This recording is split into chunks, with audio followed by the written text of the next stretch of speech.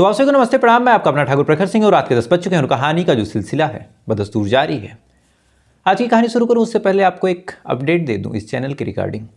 दरअसल अब यूट्यूब की टीम की तरफ से एक पर्सनल मैनेजर भी मुझे मिल गया है।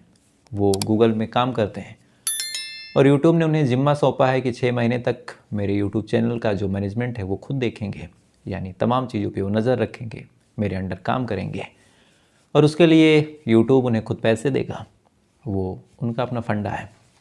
शायद 100 के सब्सक्राइबर के बाद सभी को मिलता है या फिर मुझे ही मिला, बहुत डिटेल में नहीं पता। तो उन्होंने कल मुझे मेल भेजा, दीपक कुमार नाम है उनका, और उन्होंने एक अजीब सी बात बताई। उन्होंने कहा कि आपके चैनल पे जो व्यूअर्स हैं 75% लोग ऐसे हैं जिन्होंने चैनल को सब्सक्राइब नहीं किया लेकिन वो देखते हैं। तो इस वजह से कभी कभार वो देखना भी चाहें तो उन तक नोटिफिकेशन नहीं पहुँचती है। तो मैंने भी चेक किया, मुझे भी लगा कि हाँ ये तो सही बात है। तो आप लोगों में से अगर कोई ऐसा है जो सब्सक्राइब नहीं किया हो और डेली देखता हो तो कहानी कोई आपसे मिस ना हो, इसलिए आप सब्सक्राइब करके जो बेल आइकन है उसे दबा ज़रूर दीजिएगा ताकि रात 10 बजे जब मैं कहानी लेके आऊँ तो आप तक ज़रूर पहुँचे। तो एक अपडेट थी, मुझे लगा आपसे एक बार डिस्कस कर लेना चाहिए। तो जो भी आज तक नहीं किए सब्सक्राइब जरूर कर लीजिएगा, इससे थोड़ा सा मोटिवेशन, थोड़ा सा प्यार भी मिलता है। अब आते हैं आज की कहानी की बात करते हैं। और आज की कहानी की शुरुआत होती है साल 2024 के इसी जनवरी महीने में भी जो बीता, और जनवरी महीने की लास्ट की ये बात है। लखीमपुर खीरी में एक थाना लगता है, फूलबेहड़ थाना, और इसी थाना क्षेत्र में एक गांव है पकरिया गांव।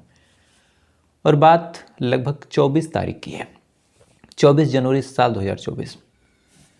इसी गांव में एक किसान था और उस किसान ने अभी हाल में ही गेहूं की बुआई की थी।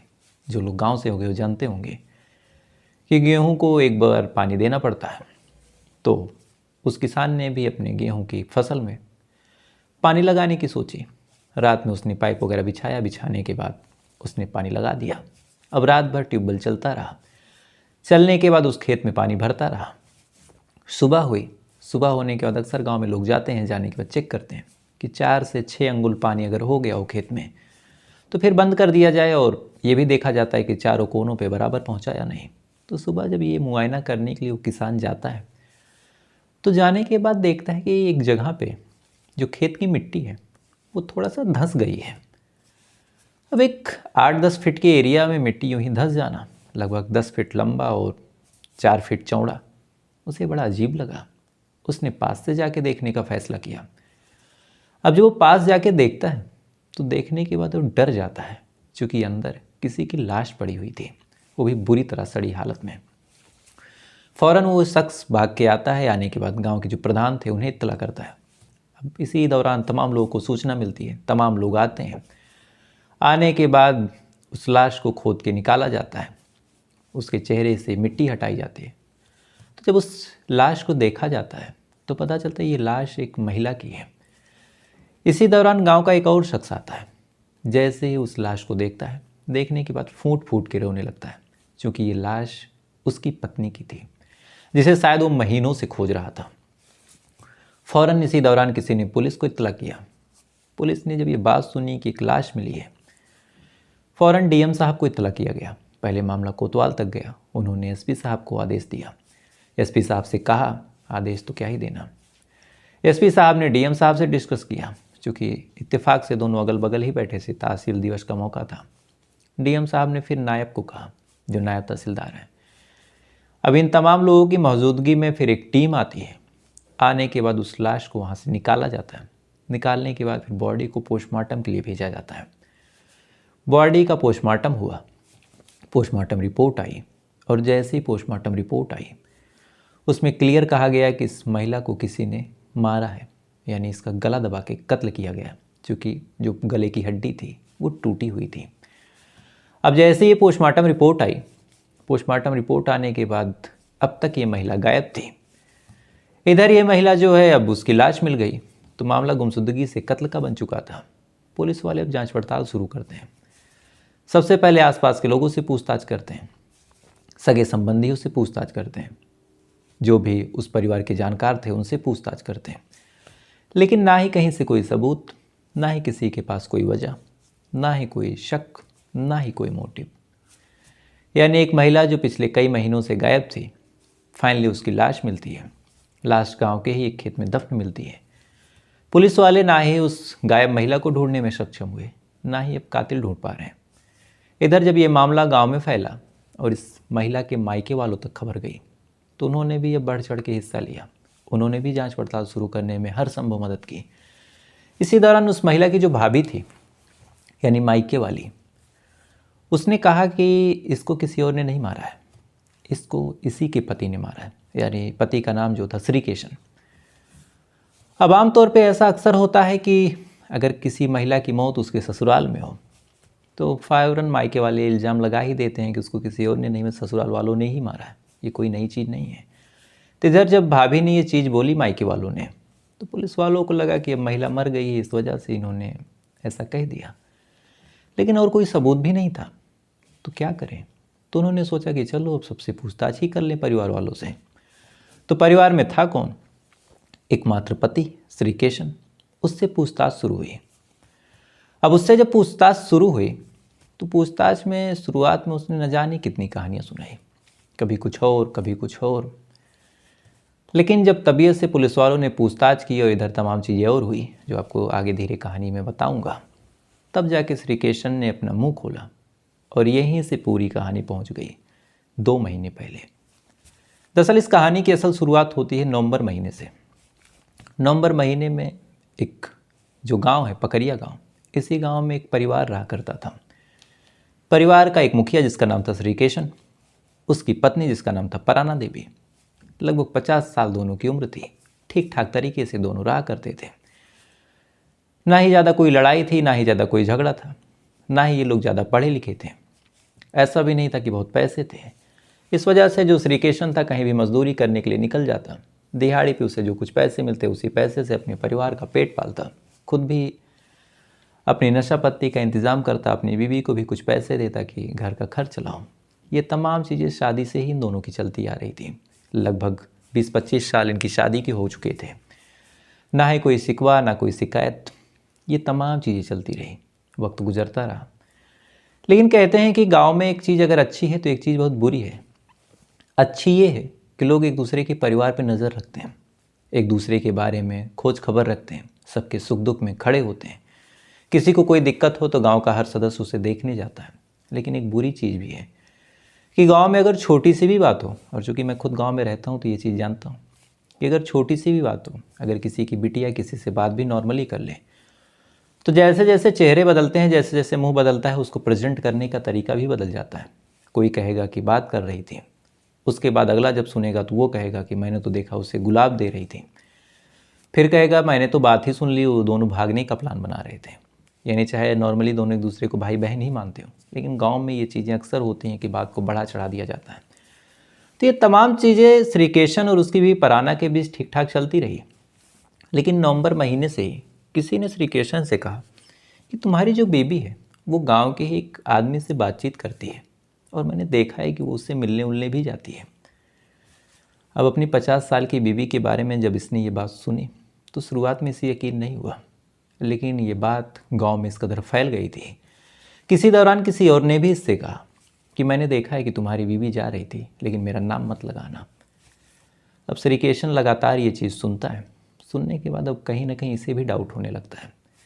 डाउट होता है, डाउट होने के बाद अपनी बीवी पे ये नज़र रखता है, लगातार उसके एक्टिविटीज़ पे कि कहाँ जाती है, कब आती है, किसके घर ये ज़्यादा बैठती है, किससे ज़्यादा दोस्ती है, कौन सी घर की महिला के साथ इसका ज़्यादा उठना बैठना है। ये तमाम चीज़ें नज़र रखता गया श्रीकेशन। जो शक था वो कहीं ना कहीं अब यकीन में भी बदलता चला गया। लगातार अब इसे लगने लगा कि शायद ये किसी पुरुष के साथ संपर्क में है, किसी पुरुष के साथ संबंध में है। ये तमाम चीज़ें चलती रही, वक्त गुजरता रहा। इसी दौरान दिसंबर का महीना लग जाता है। दिसंबर का महीना आते आते इसे पूरी तरह यकीन हो गया था कि ये किसी मर्द से संपर्क में है। लगातार ये पकड़ने की कोशिश करता रहा। दिसंबर महीना भी आधा गुजर गया और लगभग 17 तारीख की बात है। 17 तारीख को अचानक से एक दिन ये देखता है कि इसकी बीवी एक सुनसान रास्ते से जा रही है और रात के लगभग 11 बज चुके हैं। शायद उसे लगा था बीवी को, पराना देवी को, कि जो श्रीकेशन है वो सो गया है। इधर श्रीकेशन नाक बंद करके बैठा था कि आज तो रंगे हाथ पकड़ूंगा। इधर पराना देवी जब निकली तो पीछे पीछे ये भी निकला। थोड़ी दूर आगे गया। आगे जाने के बाद देखता है कि इसकी बीवी किसी गैर मर्द के साथ आपत्तिजनक हालत में है। ये चीज़ ये देखता है, देखने के बाद ही वहाँ से लौटता है, बीवी के आने का इंतज़ार करता है।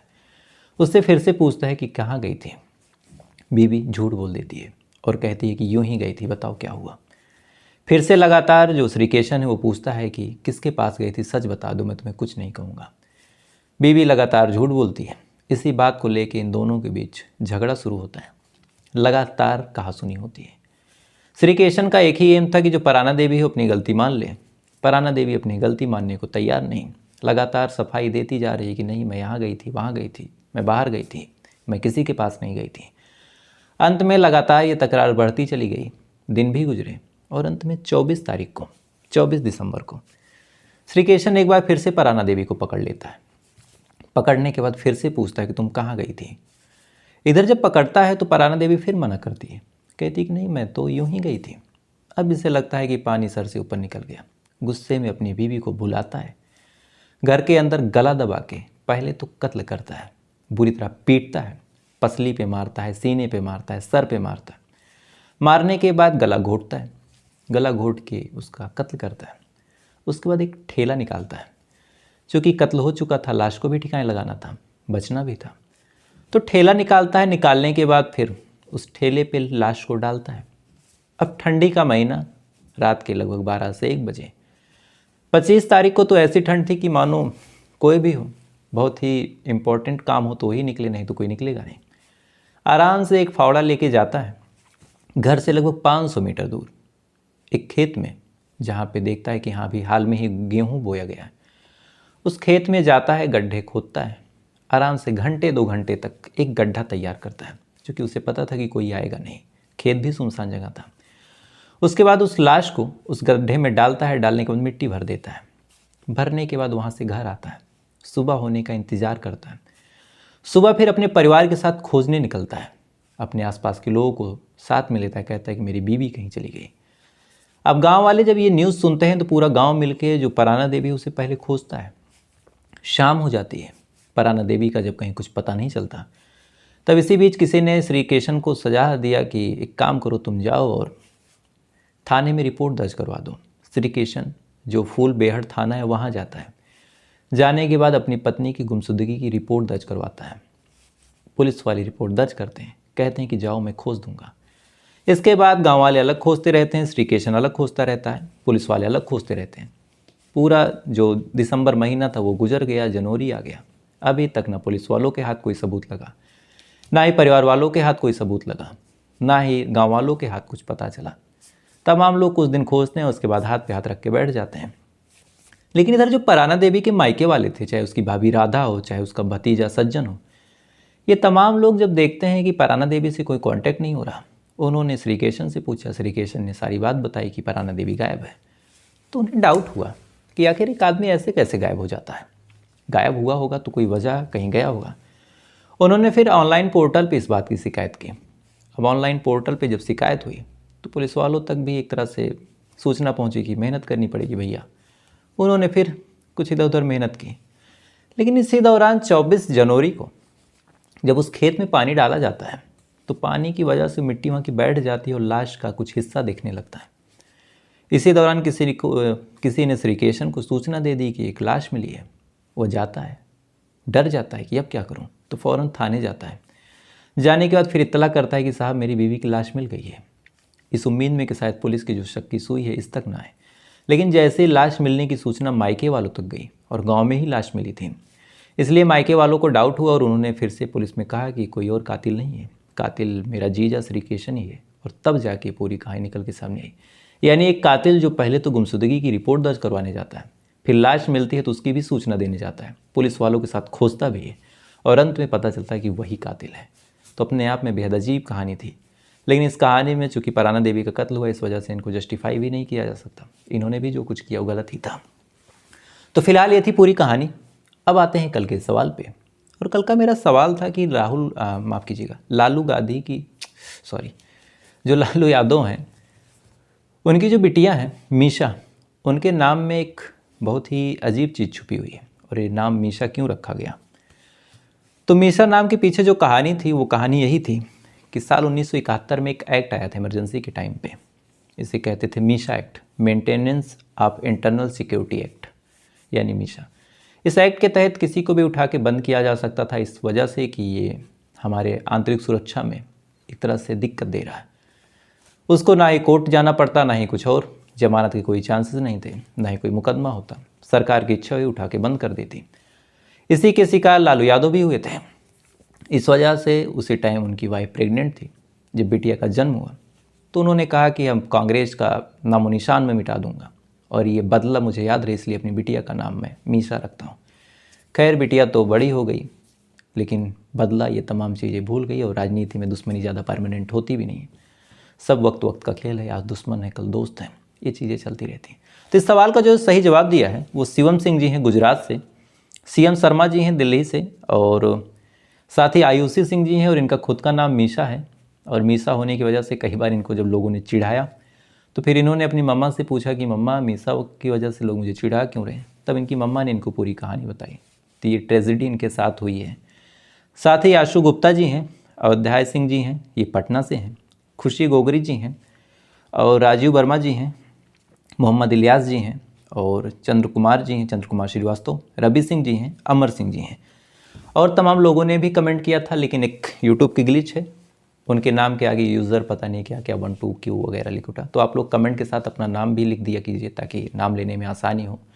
एड्रेस भी लिख देंगे तो ज़्यादा ठीक रहेगा, ताकि बढ़िया शॉर्ट आउट दे सकूँ। अब आते हैं आज की सवाल की बात करते हैं। और आज का मेरा सवाल भी ऐसे एक एक्ट से जुड़ा हुआ है जो भी अपने आप में अपने वक्त में बड़ा कुख्यात रहा, जिसे कहते हैं टाडा। बड़े बड़े पॉलिटिशियंस पे भी लगा। तो ये टाडा एक्ट क्या है, इसकी शुरुआत कब हुई थी, या फिर इसके बारे में आपको कोई जानकारी हो तो कमेंट करके बताइएगा।